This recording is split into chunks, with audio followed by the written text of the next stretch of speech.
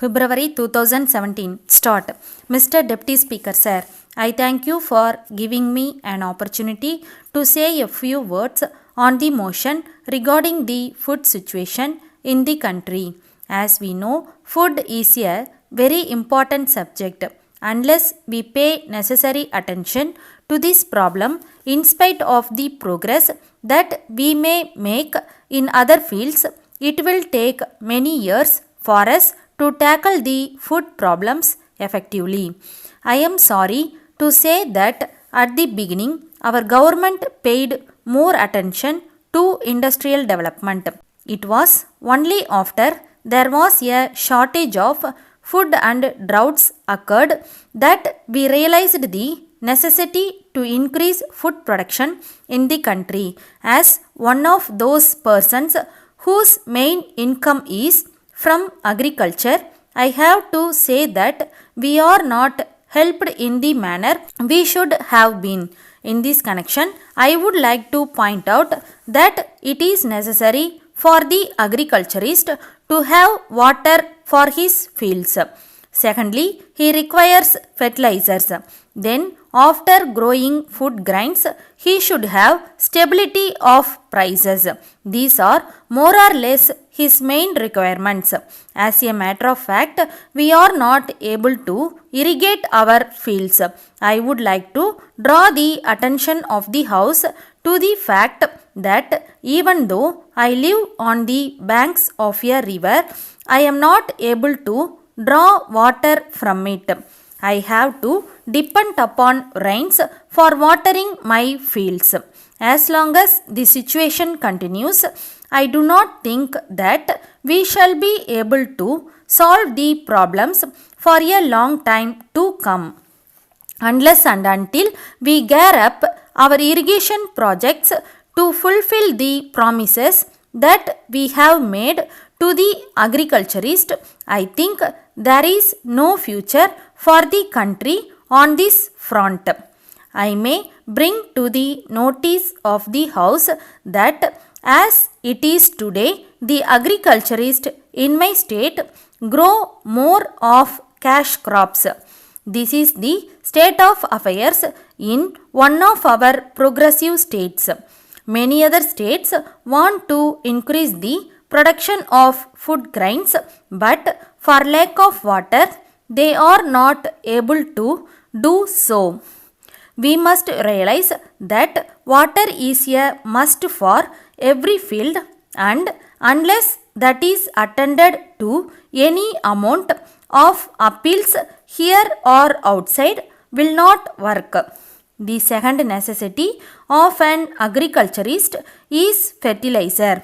So far as this concerned, I have to point out that it is met only in a small way. There are only a very few fertilizer factories in the country, and they have just begun to operate. Then I would like to bring to the notice of the House that the greatest demand of the farmer after he grows food grains is a fair price for his produce. We are aware that we have organizations of industrial workers and others. We have political organizations also. But at the same time, in this country, there is no organization of farmers. The fact of the matter is that their condition has not improved to the extent we want it in this country. All of us know that India is in the rural areas. So, it is only fair to point out that unless and until rural India is uplifted, we shall take a long time for development. So, I would submit that all the political parties, if they want the rural areas to improve, should see that there are strong organizations of farmers. I would like to point out that I have said again and again in this House that there should be a rural forum for the improvement of the condition of the farmers. Letter from Thiru S. Raghavan, Secretary to Government, Public Works Department, Chennai, to the Chief Engineer, Public Works Department, General Chennai.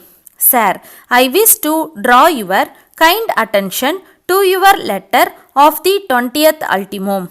I am to state that the intention of the government is that the stipulation that the husband and wife, whether in government service or not, should be allowed to be posted at the same place is only an idea which has to be observed as far as possible. However, if in any particular case this cannot be observed for sound administrative reasons that just cannot be helped in the interest of efficiency.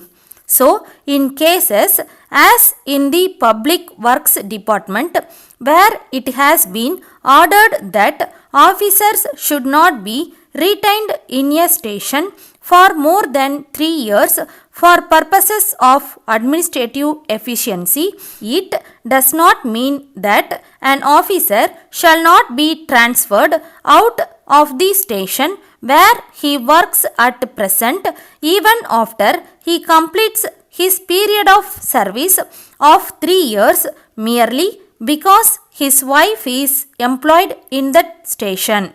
At the same time, if the wife is also a government servant, it will be open to her to approach the concerned department for transfer to the new station to which her husband has been posted, and if such a request is made by her, it may have to be complied with as far as possible.